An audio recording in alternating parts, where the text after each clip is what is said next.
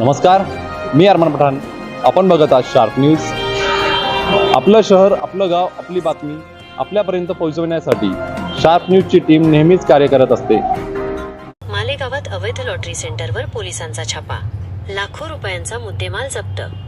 मालेगाव शहरात अवैध lottery, illegal lottery व्यवसायावर कडक कारवाई करताना पोलिसांनी शुक्रवारी आज सायंकाळी मोठी कारवाई केली आहे.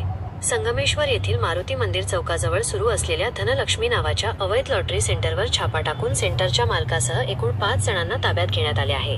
या कारवाईत 2,76,000 रुपये किमतीचा मुद्देमाल जप्त करण्यात आला आहे. कारवाईची माहिती. मिळालेल्या गोपनीय माहितीच्या आधारावर खुद्द पोलीस अधिकाऱ्यांनी आपल्या पथकासह संगमेश्वर परिसरातील मारुती मंदिर चौकाजवळ असलेल्या अवैध लॉटरी सेंटरवर धाड टाकली. जागेवर तपासणी, घटनास्थळी पाहणी केली असता तिथे धनलक्ष्मी नावाचा अवैध लॉटरीचा व्यवसाय सुरू असल्याचे आढळून आले. अटक.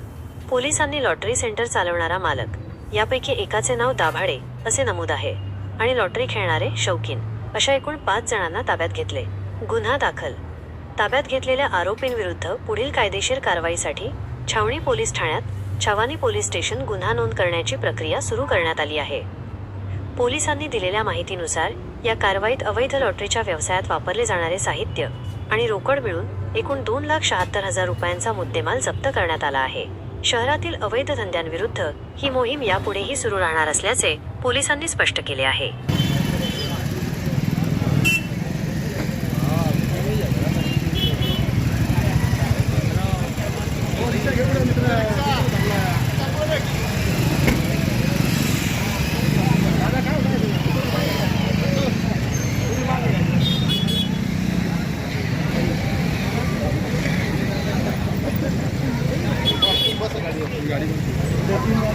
आज मला गोपनीय बातमी अशी मिळाली होती की संगमेश्वराच्या या मारुती मंदिराजवळ अवैध लॉटरीचा व्यवसाय चालू आहे, आणि ती बातमी मिळाल्यानंतर मी स्वतः माझ्या पथकाच्या लोकांसोबत इथे आलो. खात्री केल्यावर येथे येऊन बघितले असता इथे अवैधरित्या धनलक्ष्मी नावाची लॉटरी ही चालू होती, आणि तिथे आम्हाला काही खेळाडूसुद्धा आढळून आलेले आहेत.